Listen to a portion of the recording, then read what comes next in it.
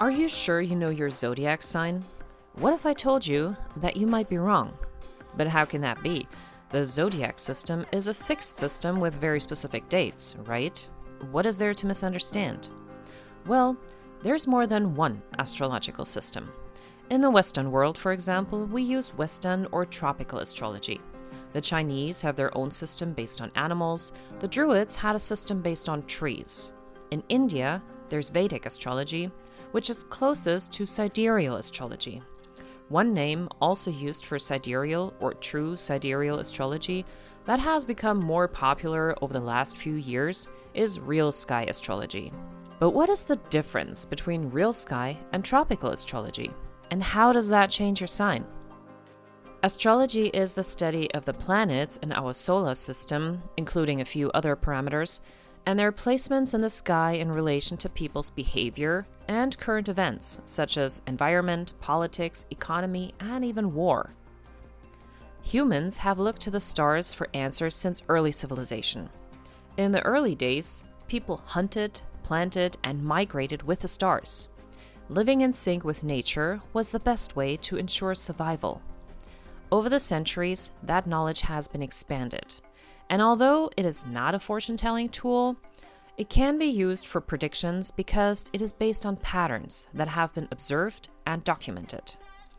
Maps of the stars have existed long before maps of the world. In the early days of civilization, only the 7 inner planets were used because they were visible. Around 6000 BC, the Sumerians began to note the movements of the planets and stars. Around 2400 BC, the Babylonians continued the work and assigned meanings to the planets based on their gods, and the oldest known horoscope is believed to date back to 409 BC. In 140 AD, Ptolemy, a Greek astronomer born in Egypt, published his book Tetrabiblos, a text on the philosophy and practice of astrology. His new ideas and methods were widely adopted and became the dominant form of astrology in the Western world, influencing the development of astrology in Europe and the Middle East, basically what we know today as tropical astrology. Cyril Fagin, an Irish astrologer of the 20th century, went in a different direction. In the 1940s, after studying the work of scholars who had translated the ancient Babylonian astronomical and astrological texts excavated from the Near and Middle East, Fagin realized that the Babylonians had used sidereal zodiac, aligned to the stars, rather than a tropical zodiac based on the seasons, which was later introduced by the Greeks. Fagin published a number of books on sidereal astrology and a monthly column in the American Astrology magazine. And ever since his publications, sidereal astrology is slowly, very slowly, making a comeback. So what is the difference? The biggest difference is the number of signs.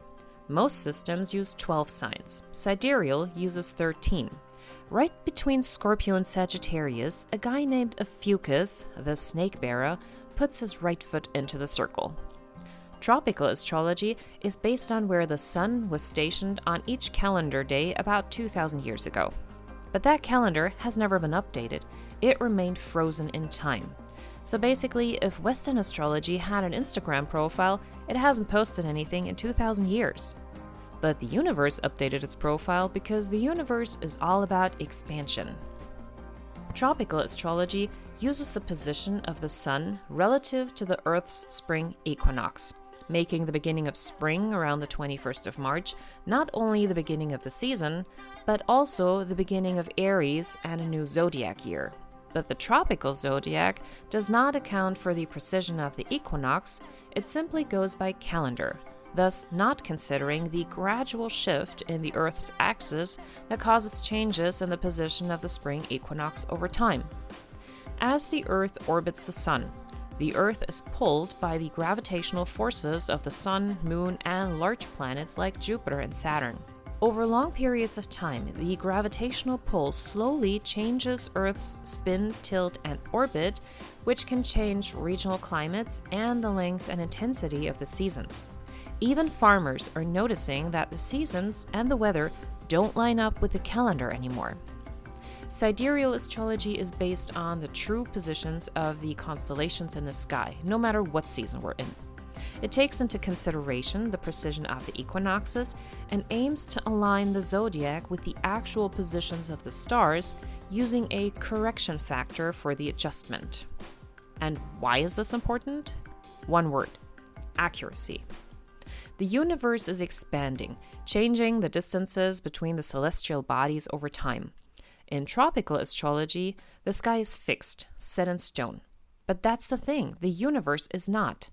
Over the course of thousands of years, the sky shifts, and the constellation the sun was once in is no longer the same thousands of years later. Something even Bill Nye the Science Guy talked about roughly 20 years ago. You probably know your sign, or do you? Try this. Wait for your birthday, then stay up all night and watch where the sun rises. It will pass in front of one of the 12 constellations of the zodiac. They say I'm a Sagittarius, so on my birthday you might expect the sun to rise in the constellation Sagittarius. And it did, 2,000 years ago, when the Babylonians made all this up. But it doesn't now. In the last 2,000 years, the Earth has wobbled like a top. So now on my birthday, the sun rises in Scorpio, not Sagittarius. So maybe you'd have to be a Capricorn to be a Sagittarius, and Scorpios would have to be Libras.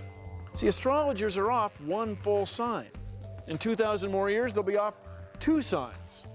But they don't seem to care. So, in these reflective moments, I ask myself, am I a fun-loving Sagittarius or a sexy Scorpio? Vedic astrology also accounts for these changes, but the main difference there is that they only use the first 7 planets up to Saturn. Uranus, Neptune, and Pluto are not part of that system. In tropical astrology, each of the 12 signs is given a 30-degree territory to call their own, also being depicted in equal size. That is true socialism. No, seriously. In the sky, however, that is not what we see. The constellations differ in size and therefore take up varying degrees of space in the zodiac circle, making Virgo the biggest at 50 degrees and Ophiuchus the smallest at 12.5.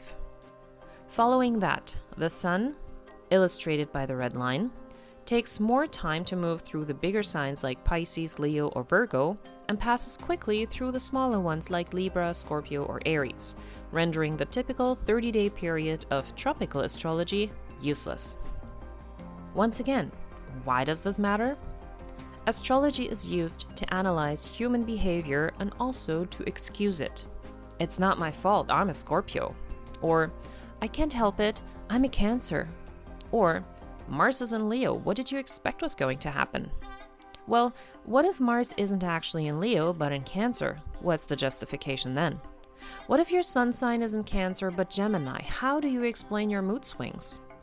If we don't use what is actually in the sky to explain what's happening on Earth and in our lives, how can we justify astrology as an answer at all? If we pick and choose the sign we prefer to explain our behavior and our personalities, what use is astrology then? And how can we expect anyone to take it seriously? Much less, how can we use it to analyze historical events in the context of the placements? We can't. Here's the thing. Your zodiac sign is so much more than just your sun sign. It is the combination of all the planets in your birth chart. Every planet plays a role in defining you. Your sun is your outer reflection, the moon your introspection, Venus is your passion, and Mars is your feistiness.